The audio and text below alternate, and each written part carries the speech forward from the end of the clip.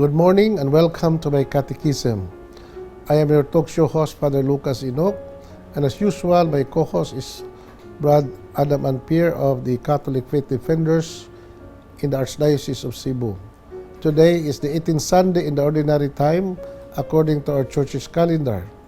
And our Gospel reading today is taken from the Gospel of Luke, chapter 12, verses 13 to 21, and this is about the parable of the rich fool.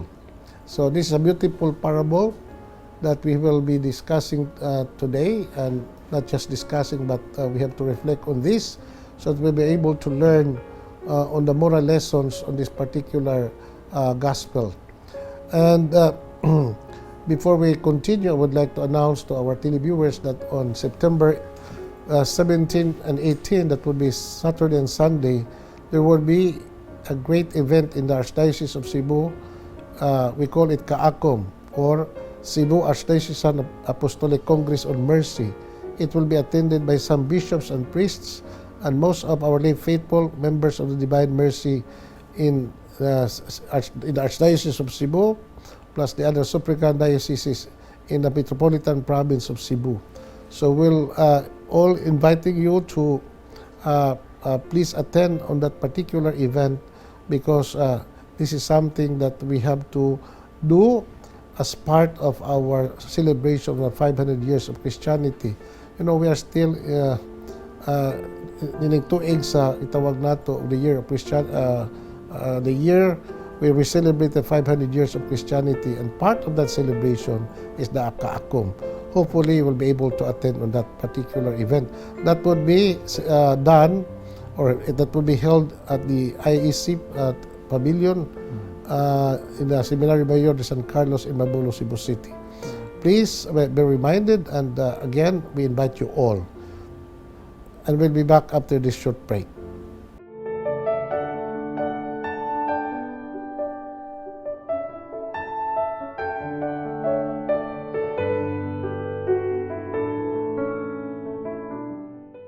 Thank you for staying with us. May buntag, Brad Adam, may buntag sa ito mga televiewers, and we hope that everybody is doing fine.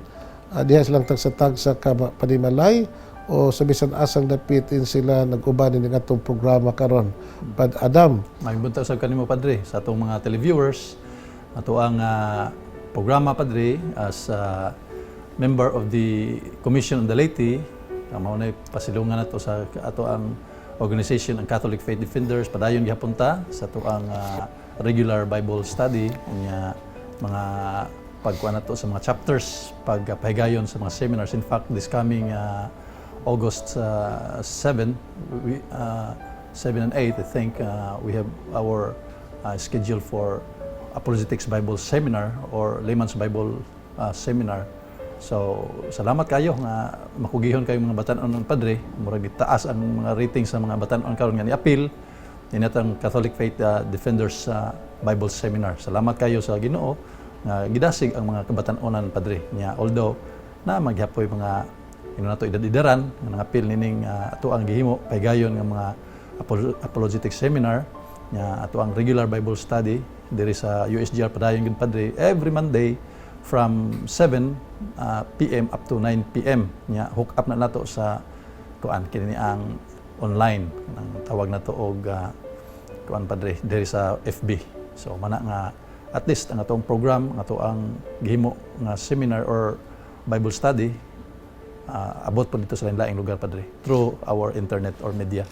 So mao gid importante, know your faith, know your Catholic faith, know your Bible, know Jesus Christ, know the Catechism of the Catholic Church. So this is something that is very important and very fundamental in our life as Catholic Christians. So hopefully, Brad, we will encourage more people, especially young people. Kini ko mga young people, Brad, sa tunay ba mga atawag teachable mind pamugunigod. Yeah. No, kitang mga edad-edad na murag lisod na kayo, no? Gahi na gyud ang atong pangutok, no? Yeah. Tungod kay atong brain pod mo, I don't know if ano sana ini makatiguang ta may pagka do na tingali po deterioration sa atong brain, no? So whereas for young people, to educate young people, it is much easier Yeah. than for mga senior nato nga mga katawhan, no ba? So mao na nga I hope nga daghan sa to mga kaigsunan nga magpakita og interest about studying our Catholic faith, Yeah. studying our Catholic catechism, and also mamaster na to gitawag na art of apologism or apologetics, no? No, because apologetics is the science of defending one's faith. Correct. So mao na Brad nga usa na atong areas atong Catholic life that we have to cultivate. Kamu tingali Padre, being the priest or the parish priest o usa sa mga lugar nga maka-invite tingali mo og daghan-daghan Padre sa mga katawhan to have this regular Brad, Bible kada seminar. nga ato lagi kanang kanang atong regular program diya sa CSGR Yeah. kada Lunes sa gabi alas 7 hangtod sa alas 8. Alas Limitado ra magod ang alas 9. Yeah. Limitado ra magod ang atong time ug limitado pud ang atong venue. Yeah. Ang ato diha nga we have to multiply more Bible studies in different parishes. Tunay mga chapters kada parokya. Amen. So mao nay the best thing to do, no, to enlarge the scope of our CFD members in our diocese. Karon Brad, ato nang tukion ang atong ebanghelyo. Okay. And before we talk about gospel reading, we will have to just read it first, Yeah. no? A reading from the Holy Gospel according to Luke. Glory to you, O Lord. Someone in the crowd said to Jesus, "Teacher, tell my brother to share the inheritance with me." Jesus replied to him, "Friend, who appointed me as your judge and arbitrator?" Then he said to the crowd, "Take care to guard against all greed. For though one may be rich, one's life does not consist of possessions." Then he told them a parable. There was a rich man whose land had produced a bountiful harvest. He asked himself, "What shall I do? For I do not have space to store my harvest." And he said, "This is what I shall do. I shall tear down my barns and build larger ones. There I shall store all my grains and other goods. And I shall say to myself, now, as for you, you have so many good things stored up for many years. Rest, eat, and drink, be merry." But God said to him, "You fool, this night your life will be demanded of you, and the things you have prepared, to whom will they belong? Thus will it be for the one who store up treasures for himself, but it is not rich in the matters to God." The Gospel of the Lord. Praise to you, Lord Jesus Christ. So mao ni ang atong ebanghelyo karong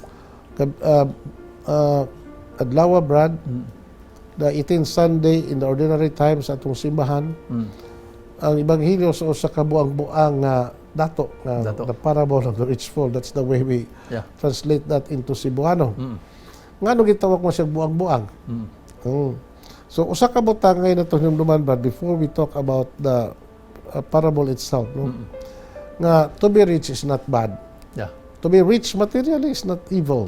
Yeah. So, and to acquire material position in itself is not bad. Yeah. No, especially if acquiring those things, no, you have acquired these things by your own efforts, by your own creativity, or by your own paningkamot, Brad. No? Yeah. So dili dautan. Dili daw tan. Dili gina. The Bible, there is nothing in the Bible that says to be rich materially is bad. Yeah. No, the only thing that we read in the Bible is about money, but that's only one thing nga Yeah. nato mabasa dis balang kasulatan nga nag-ingon to Ginoo, the love of money is the root of all evil. The love of money. It's not It's it's not not money itself, Yeah. which is the root of all evil, but the attitude of the person towards money, Yeah. especially if the attitude of the person sa lapi mao ra gyud nga ang importante sa tanan ning kinabuhi ug wa na gyud lain mao sa lapi, no? And that is something bad. You know, Brad, before we discuss about the parable itself, no, let us talk about the occasion why this parable was proposed by our Lord to his audience. No? Because there was somebody from the crowd who approached Jesus and said, "Teacher, sultihi ang akong igsuon nga iyang nang mahinan ko sa katigayunan nga among panunod sa among mga ginikanan." So, kining inheritance, brad, mao gini source of conflict sa daghang mga nagsuon, especially after the death sa ilang ginikanan. Correct. That is very common. Yeah. No, not during the time of our Lord, even during our time, more so karong panahon na. Kanang itawag succession father sa property. Oh, yes, that's correct, no. Daghan kay mga magsuon nga mag-away, daghay magsuon nga di magtinangganay, and even doon ay magsuon nga magpinatyanay, brad. I know that. I know that. So, kanang puntuha, brad, mao ka usa sa mga butang nga ngayon natong bantayan. Hopefully, kung ang ginikanan, magbilin og mga kabtangan sila mga anak, they have to settle everything, they have to make their last will and testament, they have to put those things into writing so that inigkamatay nas ginikanan. So, iyahay na lang dawat ang mga anak according to the last will and testament. But even that, doon nagyapoy mag-away, brad. Nagyapon. Okay. And before we continue about discussing about this parable, let's have some break for a short while. Please stay with us. We'll be back.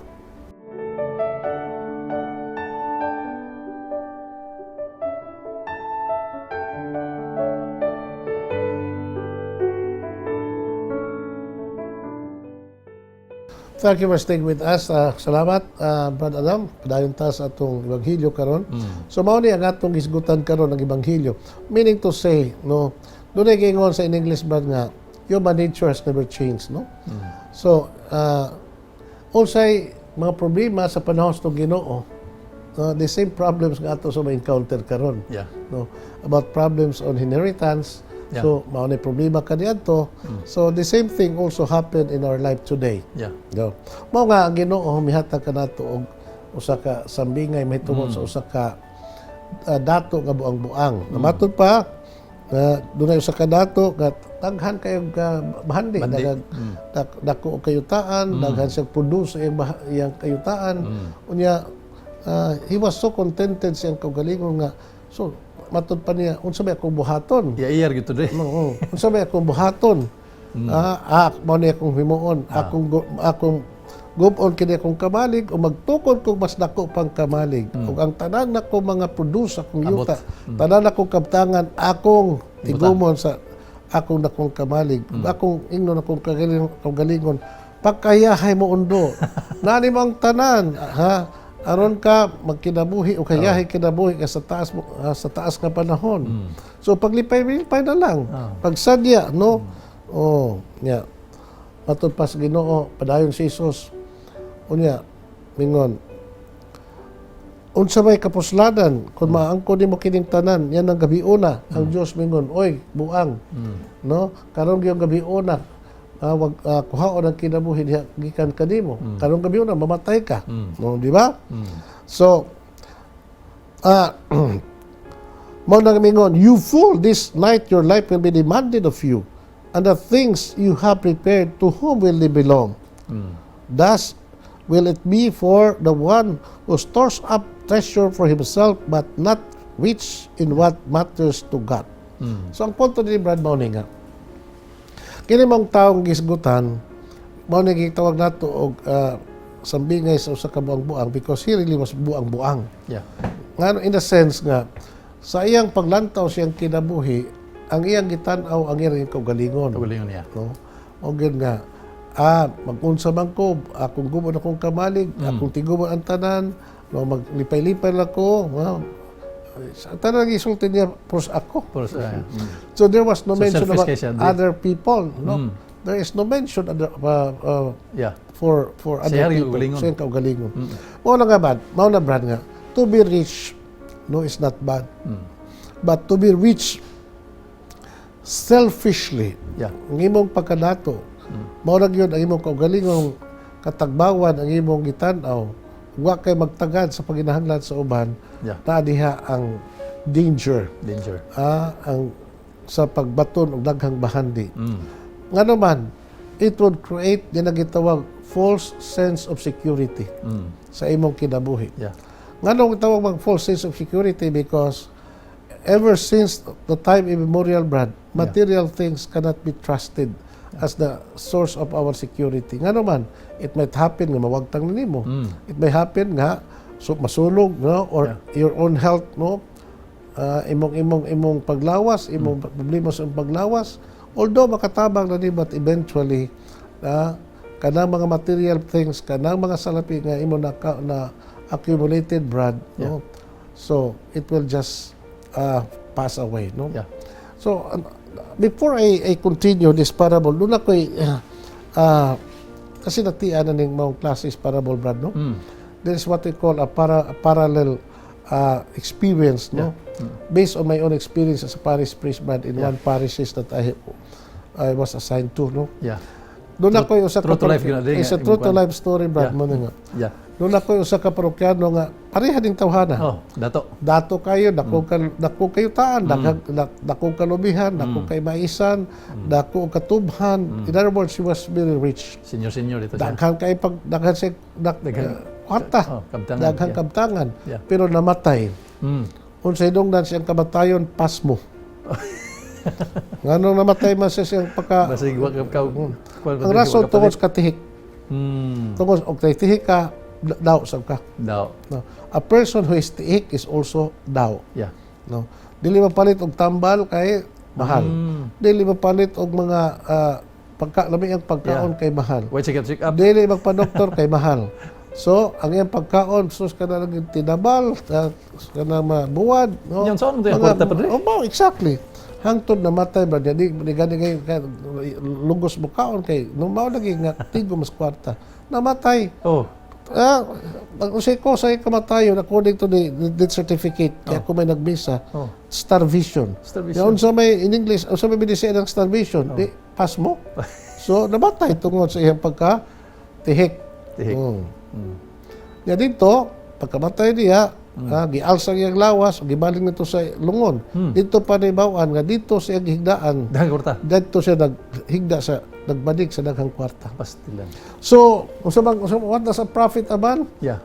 If you have so much money, Yeah. and then you don't enjoy your money, Amen. not for yourself, and not just don't enjoy your money, wa pag ikaw mohatag, Pastilan. ngadto sa mga kaigsuonan nimong kabos. Nga ngayon ang tabaton.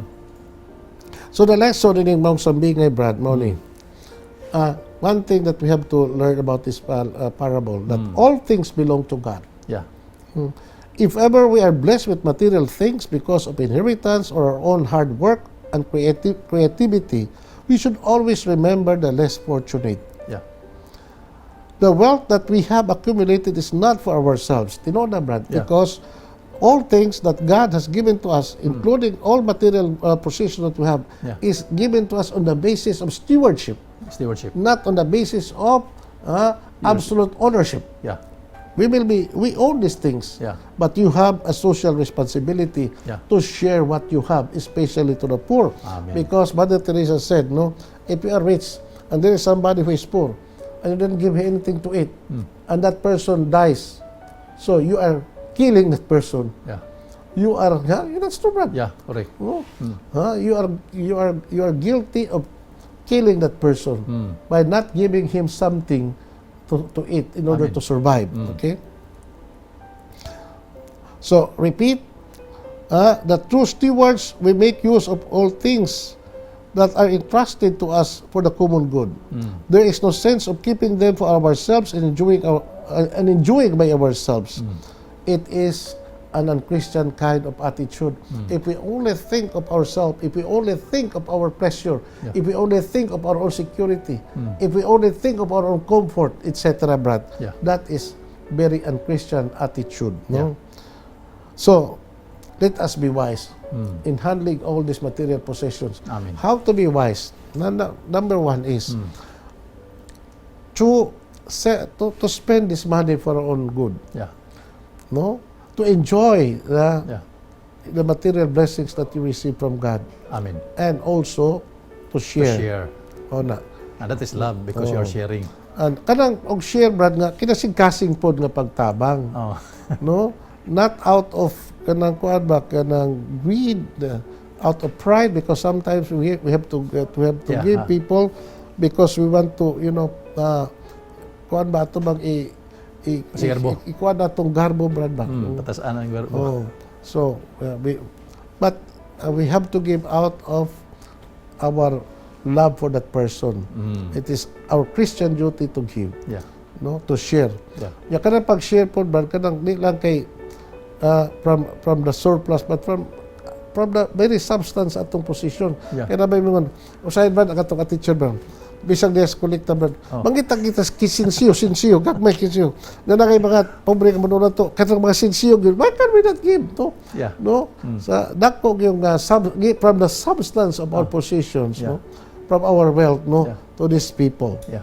So, and then we feel good, nakatabang ko niya, and we become so proud, Yeah. and we feel superior to those person nga to gitabangan. Yeah. No? So, usahay, we have that sense of that air of superiority when we give to other people. Yeah. In that sense, that is not real giving, but this is pumping our own self-pride. Yeah. So, Mona Brad, ikaw Brad, based on this gospel reading, from the layman's perspective, no, unsa may imo katampo din? Tinod na dre kay kaloy sa Ginoo kining kada tigaan tag mayong panglawas everyday makasimba ta padre nya bisag diha sa panahon sa during Sundays nga simba ato gyud makita padre ang kana bitawng pagka tingali wa ta kay bawo sa mga kuan pod sa katawhan nga daginot pud sa ilahang kaugalingon tungod kay kulang pud tingali sa ilahang part sa kaning ito ibutan to kanang financial nato nga kuan. So ginagmay ra gyud no nya makita pud nato bisan og katong naahan gyud makakwanta silang mga kuan nila murag di gyud kayo ingon na sa katong ingon nga makahatag gyud og kanang sakto-sakto gyud ba nga kanang substance gyud from their kuan nila kanang fruits nila nga nakuha mo na nga murag og ato yung tan-awon dre murag gamay rin kayo pilar ka percentage sa mga tao nga makahatag yun nga gikan gyud silang abot nga dili nang murag tahop-tahop pa bitaw dre. So nga ato tingali na mura og ato tingaling pag kuan ana kanang murag pag-educate sa atong mga kaigsunan in order for them also nga makahatag yun substantially diha sa Correct, ato ang simbahan. Tinod Brad, no, na ang paghatag is a must. Yeah. It is just a must, but an expression of our love, an expression of the demands of charity. No? Yeah. Nga mao atong gihimo when we give to people, Yeah. no, nga nagkinahanglan from the very source of our material possession. And we will back up to the short break. Please stay with us.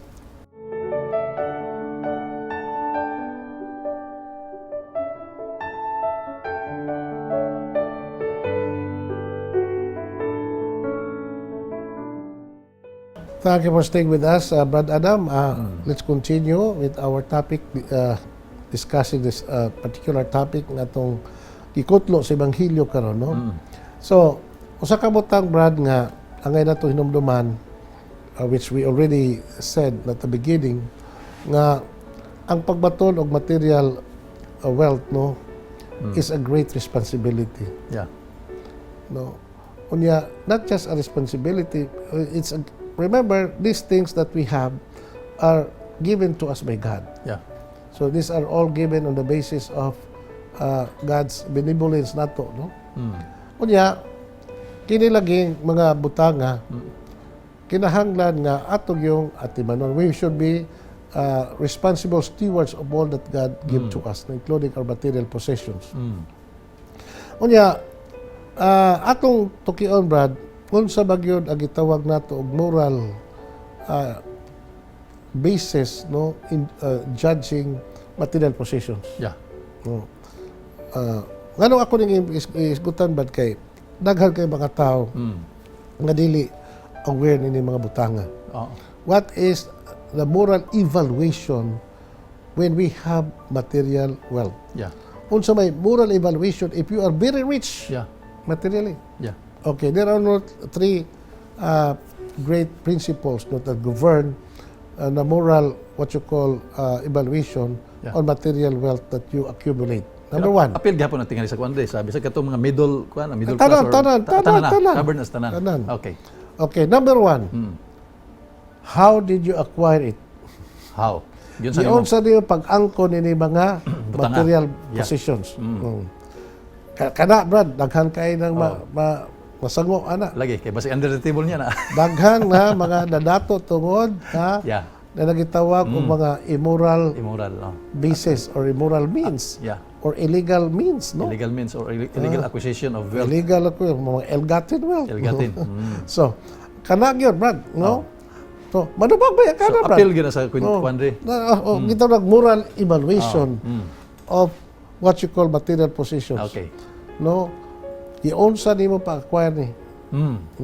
That's number one. Oh. Sunod. Gi-own sa nimo pag-dispose kining tanan. Diba? Yun sa nimo kuan, paggasto. Paggasto. Kay kanang paggasto, Brad. Daghan kayong subayuno na ngano man. Unsa bagi prinsipyo nini? Na if ever you are blessed with material things, mao ni. Yeah. Nga imo nang gamiton para sa mga kagalingon. For the benefit kay you are entitled to enjoy Yeah. the material wealth nga nimo, no? Nga not only for yourself but for the families, Yeah. for the people entrusted to your dependents, no? Yeah. And especially also sa mga tao nga nagkinahanglan, especially sa mga kabos. No. Mean to say nga kung dula kay material blessings pag nga daghan kayo, if you are super rich, kanang mga butang nga naa nimo, no, dili na makaya nimo, Brad, no. Pareha na ko na, Brad, no. Kanang ang tao, Brad, bisag unsa ka dato, pareha na gyud pobre ngano man. Kay ang pobre o ang dato, kung mo higda, usa na gid ang higdaanan. Kung ang pobre o ang dato mamatay, usa na gid ang lubnganan. Asa gyud. Kung ang pobre o ang dato mukaon, kutob lang gid siya sa iyang makaon. No? Kutob lang hangtod siya mabusog. No? Pareha sa gyud. So Maria na good, pero kanang extra na gani, Brad. Oh. So unsa man ni nato? Yeah. So ang punto din mao ni kay Kristiyanos man ta, ang gitudlos to Ginoo, we have to use all the extra possessions, extra money, the superfluous amount of wealth na nimo, nga ibo nang itabang aron pag-promote na gitawag og common good. Kanang common good, Brad, wagi na tuki kay sa daghan nato mga tawo. What do you mean by common good? Kining common good sa Binisaya ba kayuhan sa tanan. So, no, since you are rich materially, you have more responsibility to use your material wealth, no, for the creation of the common good, no. So dili na nimo tagutuguan sa bangko para nimo, para sa imong makaliwat, for your future use, kundi for the immediate use sa atong katilingban karon, aron nga ma-enjoy pod ang daghang mga tao gumikan sa mga butang nga imong naangkon, which kadang mga butang nga gihatag kanimo sa Ginoo aron imong gamiton, no, para sa imong kagalingon, para sa uban, ug para sa kinatibuk ang kayuhan sa katilingban. Amen. So mao gyud unta na, Brad. Pero nakadaot ros na kang mga tao, Brad. Labi na daghan kag kwarta. Oh. Di pa maghapon ka kontento. Oh, kay ang nay kwarta dre palit og siyang sakyanan. May magkuha pa magali ni. Di ba kini Napay daghang mga plano niya dre nga one day. kining contentment, Brad, is a gift sa Ginoo. No? Naka mga tao, Brad, nga they have millions in the bank and yet not contented. And a person is not contented, Brad, is not happy. Nga naman, if you have the feeling of contentment sa imong kagalingon, you will enjoy your life. Yeah. You will enjoy all the blessings kada nimo, no matter how small or great. Basta naala kay sense of contentment sa imong pagkatao, Brad. Mo na nga kining kanang balik gihapon ta sa gisulti sa Ebanghelyo, simala ni San Lucas nga nag-ingon ang atong Ginoo. What does a profit a man if he gains the whole world but loses his soul on the process, no? Amen. Kung so may maangko niya, so may iyang maani kung ang maangko niyang tibuok kalibutan apan mapildi ang iyang kalag. So mao na siya. But another thing, Brad, no? So how did you acquire this material possession and how did you use it? Yeah. No? Apil na ang liquidation liquidation. Unya, lain pa gyud Brad. Oh. No? Kamati ga moral evaluation mao ni. Sa imong pagtabang, gumikan sa imong paggamit sa imong salapi. Oh. Unsa may naa sa imong hunahuna. Oo. No? What is that in your mind? What is that in your heart? Yeah. No? When you give. So kinahanglan gyud nindot gyud og makahibaw ta sa mga moral kwan sa gitulo sa simbahan diri. More gina. Actually kining duha, no? How did you acquire it and how did you use it? Yeah. No? Kaya doon na sa mga tao, mga Brad, nga gitagaas ginong ng salapi in order to oppress other people, in order to, subjugate other people. Yeah. Kaya kada kung doon na kay bahandi, Brad, makakreate pa feeling of superiority, makakreate ng feeling of ganang power nga na mo. If you have money, you have power. Taas po yung pride. So, mao na gina nga, it's why it is very hard to be humble when you become rich. Yeah. So mo na nakagingon di ana di sa katong kuan, katong ebanghelyo diha ni San Lucas nga katong si Lazaro nagkakaon rin taon diha sa mga mamuhay nga matagak gikan sa lamisas pobre padre asa dato padre. Wa gyud makahatag sa abos. Mao na Brad, also, that's another the lesson, no? Yeah. About being rich and being poor, no? So that is again in the Gospel of Luke. You know what? The Gospel of Luke is something very unique compared to other Gospels, no? Because that Gospel of Luke is what we call the Gospel for the poor, Yeah. the Gospel for the gutter, no? So on the theme of the Gospel of Luke, no, of course, several times sa iyang Ebanghelyo about material possessions, about material wealth nga makadaot kay tao kung dili tarungon pag gamit, dili tarungon pag dispose sa usa ka tawo kagikasahan sa Ginoo ni mga butanga. So anyway, Brad, continue ta sa atong ebanghelyo karon. Yeah. There is what you call commentary sa usa ka magsusuwat, Brad, about the gospel reading today. Yeah. It says, now, this kind of lifestyle of the rich is foolish, Yeah. according to Jesus. It does not see what lies beyond, which is death. What will happen to the treasures you will have stored when you die? Yeah. The one who stores treasures not for himself will fare much better at the end. Yeah. So, manibad ba nga, ang atong paglantaw, kining mong rich fool sa Ebanghelyo karon, ang iyang paglantaw sa iyang kinabuhi karon. Karon na gyud. No? Na, kining atong kinabuhi, Brad, even our material possession, no, nagitawag supernatural dimension. Doon na pa kitawag eschatological dimension. Yeah. Buti pasabot nga, kining akong kinabuhi karon ba, kining akong material possession, para asan man ni, na, makatabang ba din ako to achieve my eternal salvation or makapa-impyerno ba din ako? So, tinuod na, Brad, no? Duha na ka punto, no? Sa atong material position nga naangko nato, unsay dangatan nimo? Makapalangit ba din nimo? Makapa-impyerno ba din nimo? Kung ikaw tagas Ginoo nakang salapi, nakang bahandi, aron ka malangit, no? Gamita ka na sa tinarong nga paagi o acquire those things sa tinarong nga paagi o panghatag. Og may impyerno kung imo na buhaton otherwise, no, pag daog-daog sa ubang tao, pag dominar sa ubang tao, unya paghimong mga binuang tungod kay dato, makadaot na sa imong kaluwasan. Amen. Mao gina, Brad, no?